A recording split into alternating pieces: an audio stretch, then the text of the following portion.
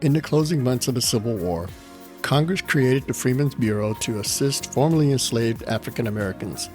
They were tasked with providing education, food distribution, health needs, and managing reparations. Well, with accomplishments also comes roadblocks. Welcome to our History Now podcast, where we bring you our history to understand the present and prepare for the future. I'm Carl, podcast writer and producer. New podcasts will be posted regularly, so subscribe and be notified when new episodes are available. Our host has a lot to unpack, so let's dive in. Okay, so imagine you're a newly freed person in 1865. The Civil War, it's finally over. But the world you're stepping into, well, it's full of uncertainty. Where do you even go? How do you even begin to start over after, centuries of oppression? That's where our deep dive takes us today. We're diving into the story of the Freedmen's Bureau, this organization. It was created to help people navigate this, incredibly challenging period after the Civil War. And what's remarkable, really, is the sheer scale of the Bureau's ambition. I mean, this wasn't simply about, providing basic necessities, although they did do that, and on a massive scale. We're talking food, clothing, shelter, legal aid. This was about nothing less than rebuilding the very fabric of society. Think about that. After a devastating war, rebuilding. Wow. Yeah, it's almost like trying to build a brand new society from scratch. And it wasn't just, paperwork and policies. These were real people, incredibly dedicated individuals working so hard, tirelessly, to make this vision, this idea, a reality. People like, for example, John Mercer Langston. Absolutely.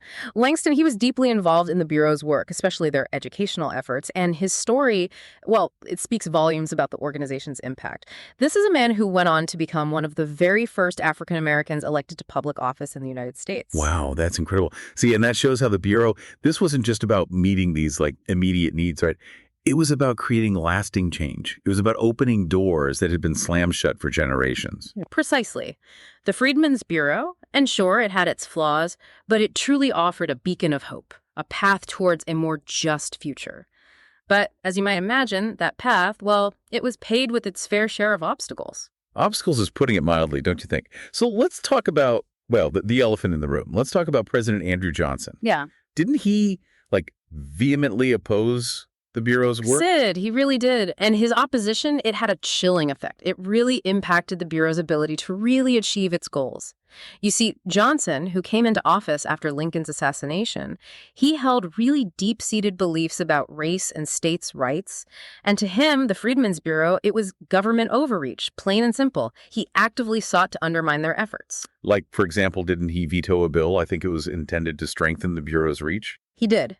In 1866, Johnson vetoed the Freedmen's Bureau bill. And that bill, it would have extended the Bureau's lifespan and given it more authority to actually protect the rights of formerly enslaved people. This wasn't just, a difference of opinion. This veto, it was a direct blow to the heart of the Bureau's mission. And it gets worse, right? Didn't Johnson's actions, I'm talking about what he was doing with those former Confederate landowners, didn't that directly contradict the Bureau's goal of land redistribution? You're absolutely right. One of the key objectives of the Bureau was to try to facilitate land ownership for freedmen. I mean, many of whom had worked on that very land for generations. But Johnson, instead of supporting this effort, he chose to pardon those former Confederate landowners. He allowed them to reclaim their property. So let me get this straight. The very people who had profited from the exploitation of enslaved labor were being given back the land they could have actually provided economic independence to those they had oppressed. Exactly. Johnson's actions basically pulled the rug out from under a core element of the Bureau's plan, the plan for achieving equality and self-sufficiency for freed people. It's heartbreaking, honestly, to see how entrenched these systems of oppression were, even after a civil war, a war fought over the issue of slavery. But it wasn't just Johnson, was it? Weren't there other forces working against the Bureau trying to stop them? Sadly, yes. The lack of strong federal support for the Bureau, coupled with, the deeply ingrained racial prejudice of the time, it created a breeding ground for violence, for intimidation. And this is where groups like the Ku Klux Klan come into the picture, right? Unfortunately, yes. The KKK, they exploited the volatile social and political climate of the Reconstruction era. They used terror, they used violence to try to maintain white supremacy and suppress Black advancement. And they saw the Freedmen's Bureau as a direct threat to their ideology. So wow, you have the federal government like actively working against them, undermining the Bureau's efforts, Yeah. right? And then you have these groups, these horrific groups like the KKK resorting to violence and intimidation. It's hard to imagine a more hostile environment for the Bureau to be operating in. It really was a period of immense struggle and resistance to change. It was everywhere. But even in the face of these daunting challenges, the Freedmen's Bureau, they managed to achieve some truly remarkable things. Okay, so let's talk about those successes.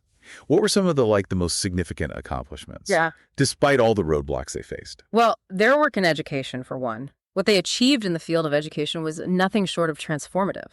You have to remember, before the Civil War, it was actually illegal. In many southern states, it was illegal to educate enslaved people. Wow.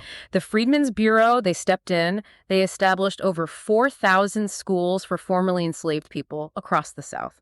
4,000 schools. That's incredible. It's like they were building an entire education system from the ground up. They were. They absolutely were. And it wasn't just about, basic literacy. They also established institutions, places that offered higher education as well. In fact, many of the historically Black colleges and universities, the HBCUs that we know today, they owe their existence to the Freedmen's Bureau. Right, of course. And so for our listener who might not be familiar with that term, with HBCUs, can you tell us what exactly is an HBCU? Sure. So HBCUs, these are institutions of higher education in the United States that were established before the Civil Rights Act of 1964. And they were founded with the intention of primarily serving African American students. And honestly, they continue to play a crucial role in providing access to higher education and, promoting Black intellectual and cultural life. Yeah, and to think that the roots of these incredibly important institutions, they can be traced back to this just tumultuous period after the Civil War. It's remarkable. It really is. It really speaks to the Bureau's long-term vision. They understood that education, it was key. It was the key to uplifting communities, to breaking the cycle of poverty and oppression that had persisted for generations. They weren't just providing immediate relief, right? They were investing in the future. Yeah. In the future of these communities. Precisely. And this forward-thinking approach, it wasn't limited to education. The Freedmen's Bureau also made really significant strides when it came to healthcare. Right. You have to imagine the state of healthcare, especially for newly freed people after years of slavery. What were some of the specific challenges they faced in this area? I mean, healthcare is something that I think we often take for granted. Yeah, for sure. Healthcare. I mean, it's something we all think about, right? Mm-hmm. But for newly freed people, this was like a luxury, something they had been denied for generations, really. So what were the specific health challenges, the ones they faced after the Civil War, and how did the Bureau actually help? How did they step in? You're right. You're hitting on such a crucial point. Generations of, everything. I mean, forced labor, malnutrition, completely inadequate living conditions. All of this had taken a devastating toll on their health, on the health of formerly enslaved people. They faced, just think about it, higher rates of infectious diseases, more chronic illnesses, and of course, complications from childbirth. Things that, even today, it's hard to imagine going through. But the Bureau, they recognized this. They saw this incredibly dire need, and they took action. So they were like pioneers in a way, trying to address healthcare disparities. So specifically, what did they do to try to improve the situation? Sure. Well, for one, they established hospitals and dispensaries.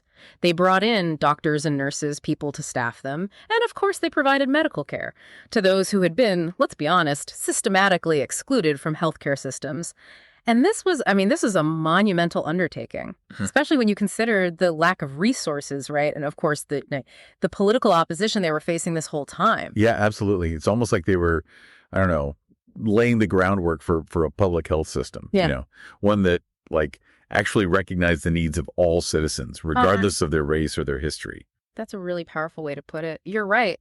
Their efforts, I'm sure they weren't perfect, and of course they were ultimately cut short, but they planted the seeds for a more equitable approach to healthcare. It's a legacy, really, that continues to resonate even today as we grapple with these persistent health disparities in our society. It's incredible to think about, honestly, just the sheer scope of the Freedmen's Bureau's work, from education to healthcare to land redistribution. Yeah. They were tackling some of the most, just fundamental issues of their time. of American society. They were. Yeah. They absolutely were. And even though their time to make these changes, it was limited, their legacy, well, that continues to inspire. Just think about the thousands of schools they established, the HBCUs that are still around today, thriving, in fact, and of course, the countless lives they touched. It makes you wonder, though. Yeah. What if? What if they had been given the time, the resources, the support, honestly, to fully realize their vision?